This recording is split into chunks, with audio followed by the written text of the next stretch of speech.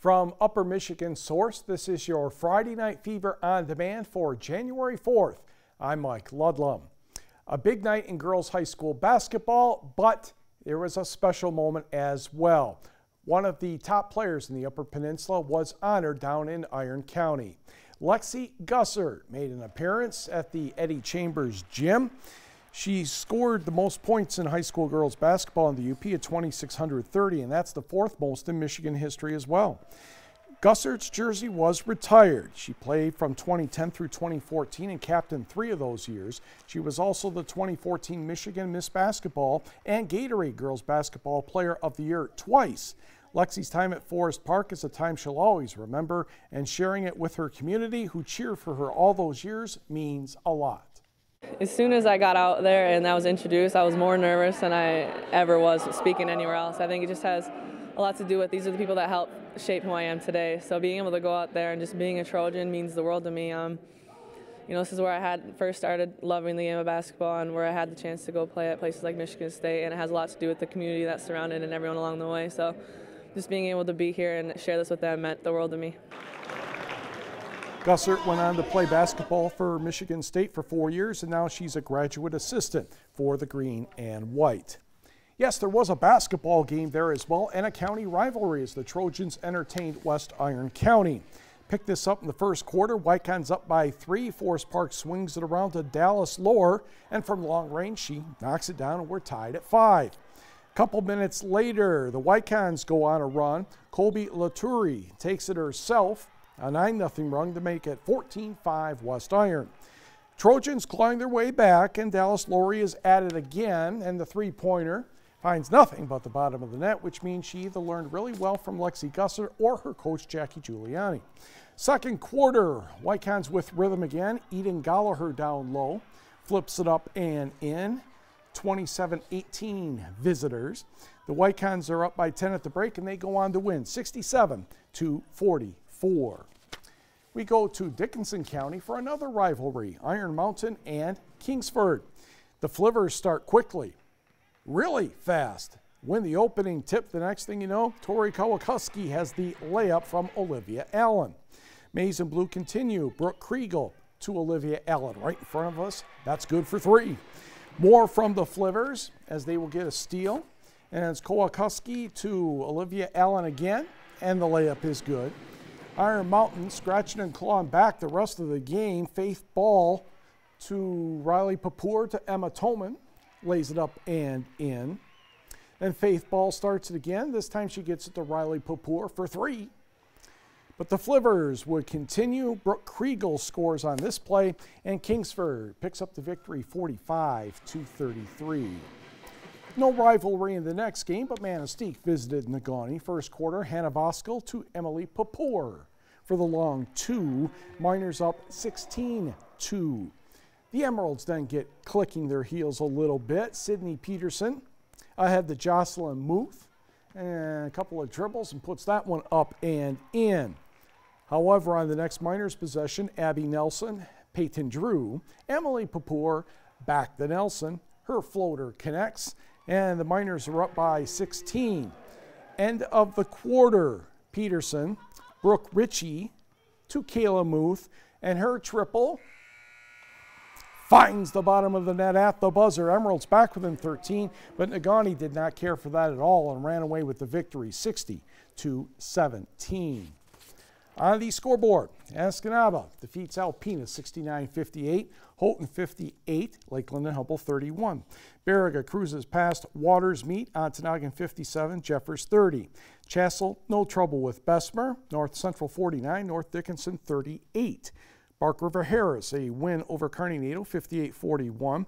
Rapid River, a dozen better than Superior Central 36-24.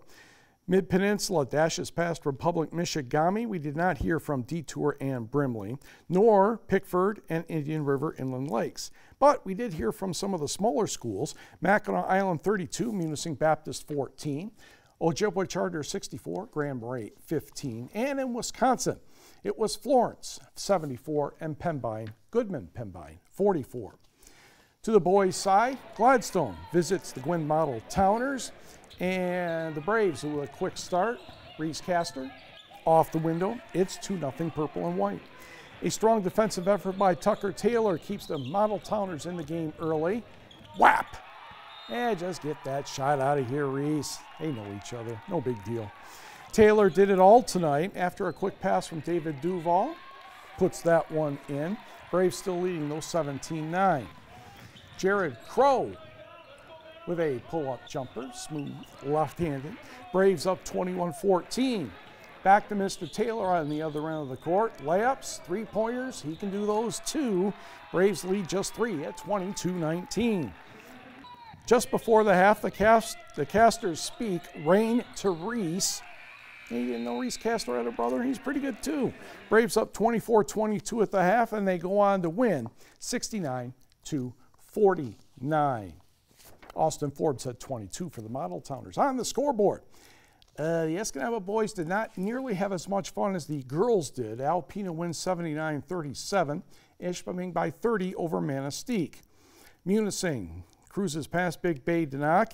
Drake D. Wise for Engadine, 30 points, a school record 8 3-pointers, and he broke the record that his 2 older brothers shared. Oh, dinner will be fun on Sunday, won't it? Engadine 80, Superior Central 35. Cedarville, an 8-point winner against Flint International. Pellston stings St. Ignace by a bunch. Did not hear from Detour Northern Michigan Christian. Rudyard 78, Traverse City Christian 55. Munising Baptist takes care of Mackinac Island 49-20.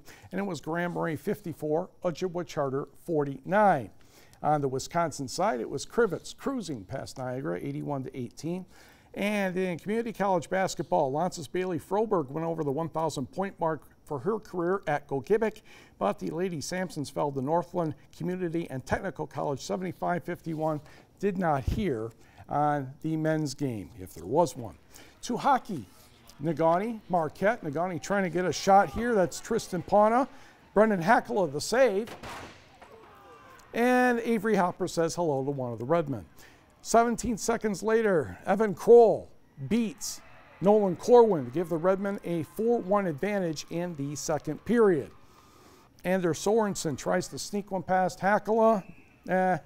Not the case here. Third period, Marquette controlling the action. Ryan Baldwin, Evan Kroll, Hogan Nemitz on the rebound. He tapped it in at 8:57.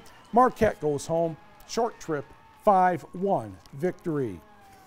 Meanwhile, Escanaba hosting Tawas. This is Tawas' first year of hockey. It used to be all house players, and of course you're going to learn this the hard way. Devin Fisher scored for Escanaba to make it 2-0, just 3:44 into the game. Nick Kolich with the tip, and it trickles past the goalie, and it's 3-0 Eskimos.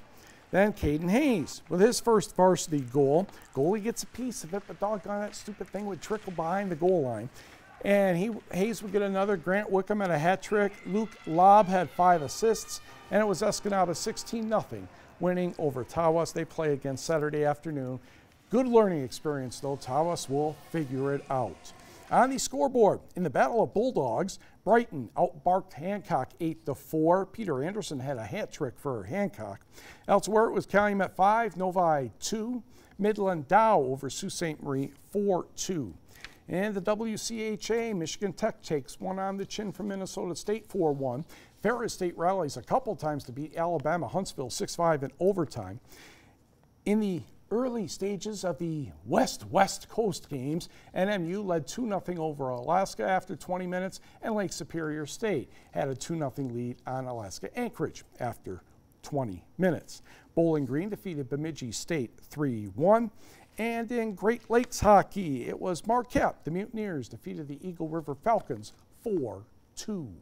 3 Upper Peninsula College football players have been recognized on the Don Hanson NCAA Division II All-Super Region 3 team. 2 of them have a chance to become All-Americans. NMU running back Jack Mayon set 2 school records during his senior campaign while leading the GLIAC in rushing. 1,505 yards this year with 14 touchdowns. That rushing total also placed him 6th nationally in Division II. He finished his career with 4,220 yards. Michigan Tech wide receiver Jacob Wenslick was named first team All-GLIAC, led the Huskies with 872 receiving yards, fourth in the GLIAC with 52 catches. On special teams, did pretty well there too. Led the conference in kick return yards at 873 and all-purpose yards per game at just over 180. His combined yardage total was third best in the NCAA Division II, with the all-purpose numbers ranking fourth in the country. And Tech punter Michael James from Sault Ste. Marie earned a spot on the All-GLIAC first team.